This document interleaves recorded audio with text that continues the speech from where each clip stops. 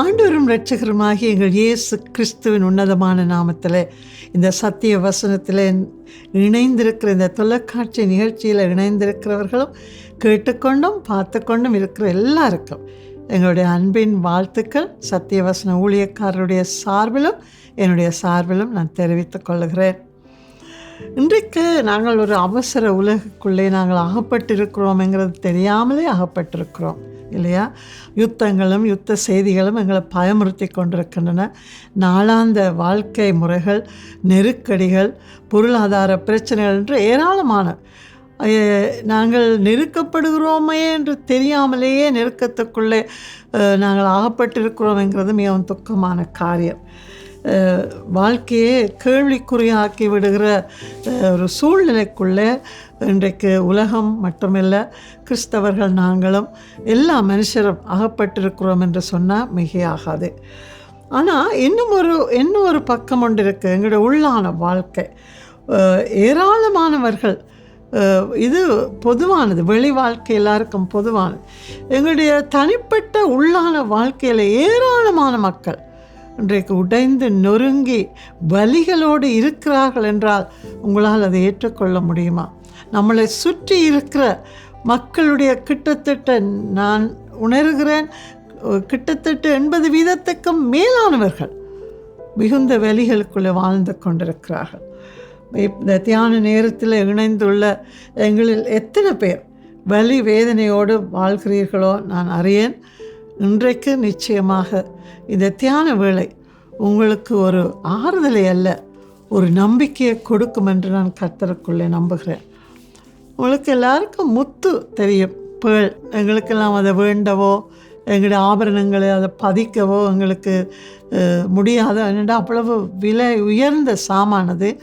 ராஜ முடியிலே முத்துக்கள் பதிக்கப்பட்டிருக்கிறது நாங்கள் கேள்விப்பட்டிருக்கலாம். பெரிய ராஜ பரம்பரையில் இருக்கிறவருடைய உடைகளிலே கூட முத்துக்களை பதித்திருப்பார்கள். இந்த முத்து எங்கே இருந்து வருகிறது தெரியுமா? உங்களை சில பேருக்கு தெரிந்திருக்கலாம், தெரியாதவர்கள் இன்றைக்கு அறிந்து கொள்ளுங்கள். கடல் வாழ் சிப்பிகள், ஆங்கிலத்திலே ஆயிஸ்டர்ஸ் என்று சொல்லுவார்கள். கடலிலே சிப்பிகள் உண்டு. நாங்கள் கரையிலே பொறுக்குகிற சிப்பிகள் வெறுமையாக இருக்கும். அது நாங்கள் நினைக்கிறது அது வெறும் சிப்பி என்று இல்லை. ஆழ்கடலிலே வாழுகிற கடல் வாழ் உயிரினம்தான் அந்த சிப்பி, ஆயிஸ்டர்ஸ். அந்த நாங்கள் பார்க்குற அந்த சிப்பிக்குள்ளே ஒரு உயிரினம் உண்டு. அது மிகவும் மெதுமையான ஒரு உயிரினம். நாங்கள் ஊர் வழியே ஒரு சீசன், ஒரு காலப்பகுதியில் பிடித்து கொண்டு வருவார்கள், விற்கிறதுக்கு சமைத்து உண்ணுவார்கள். அதை விட இன்னொரு உயிரினமும் அதே மாதிரி இருக்கிறது. நன்னீர் நிலைகளிலே வாழுகிற மட்டிகள் என்று சொல்வார்கள். சிப்பிகள், மட்டிகள், இது ரெண்டும் கிட்டத்தட்ட ஒரே குடும்பம் தான். இந்த என்ன நடக்கும் என்று சொன்னால், இந்த ஓட்டிலே, சிப்பி ஓட்டில் வெடிப்புண்டு வரும். ஏராளமான சிப்பிகள் இருக்குங்க. ஆனால் எங்கேயோ ஒரு சிப்பியினுடைய ஓட்டிலே முதலிலே வருகிறது ஒரு வெடிப்பு. அவதானமாக கேளுங்க. ஒரு வெடிப்பு வரும் பொழுதே உள்ளுக்கு இருக்கிற உயிரினம் கொஞ்சம் திகைத்து போயிருக்கும். அந்த வெடிப்புக்கு ஊடாக ஒரு மண் துகள் என்றால் எங்களால் கண்ணை பிடிக்க முடியாது இல்லையா? ஒரு மண் துகள் அல்லது கடலுக்குள்ளே இருக்கிற ஒரு அற்பமான ஒரு சின்ன பார்க்க முடியாத புழுக்கள் அல்லது வேறு காரியங்கள் அந்த வெடிப்புக்குள்ளாக உள்ளே போய்விடும். பார்த்தீங்களா? முதலிலே ஒரு வெடிப்பு, அதுக்கு பிற்பாடு ஒரு அந்நிய காரியம் வெடிப்புக்குள்ளே, இந்த சிப்பிக்குள்ளே வெடிப்பினூடாக வந்து விடுகிறது. இப்பொழுது உள்ளுக்கு இருக்கிற உயிரினம் போராட ஆரம்பிக்கும். இது எதற்கு போராட ஆரம்பிக்கும்? மிகுந்த போராட்டம் இருக்கும், அதுக்கு வலி இருக்கும், வேதனை இருக்கும். தன்னுடைய கூட்டுக்குள்ளே ஒரு எதிராளி வந்து விட்டானே, அதை எதிர்த்து போராடுவதற்கு இந்த சிப்பிகள் என்ன செய்யும்? ஒரு வகையான 2 வகையான திரவங்களை, ரசாயன திரவங்களை அவைகள் சுரக்குமாம். இதை சுரந்து ஓட்டின் பிளவை அவைகள் மறைக்க பார்க்கும், அதை ஒட்ட பார்க்கும். சரியா? அந்த சுரப்புகள் சுரந்து இந்த வெடிப்பு ரிப்பேர் பண்ணப்பட்டு அது சீரடையப்பட்டு அது மூடப்படும் பொழுது உள்ளுக்குள்ளே உருவாகிறது தான் முத்து. ஆச்சரியமாக இருக்கு இல்லையா? ஒரு வெடிப்பு, அதன் பின்பாடு ஒரு பெரிய ஒரு எதிராளியோடு செய்ய வேண்டிய ஒரு போராட்டம், அதுக்கு பிற்பாடு அந்த வெடிப்பு மூடப்பட வேண்டும், சரி செய்யப்பட வேண்டும். இவ்வளவு நடந்த பிற்பாடு அந்த சுரப்புகளும் உள்ளுக்குள்ளே இருக்கிற காரியங்கள் எல்லாம் சேர்ந்து உருவாகிறதாங்க முத்து. இந்த ப்ரோசஸ், இந்த படிமுறை ஒரு நாள் 2 நாளில் முடிகிறது இல்லை. அது 6 மாதம் தொடங்கி 6 வருஷங்களும் செல்லும் என்று சொல்லுகிறார்கள். மொத்தத்திலே ஒரே ஒரு வார்த்தை சொல்லுகிறேன், காயம் இல்லாமல், வெடிப்பு இல்லாமல் முத்து உருவாக முடியாது. முத்து உருவாக முடியாது. வலி இல்லாமல், வேதனை இல்லாமல் ஒரு முத்து உருவாக முடியாது. முத்து உருவாக வேண்டுமென்றால் அந்த வெடிப்பு வர வேண்டும். அதனால் உண்டாகிற வலியை அந்த உயிரினம் பொறுத்து கொள்ள வேண்டும், போராட வேண்டும், எதிர்த்து நிற்க வேண்டும்.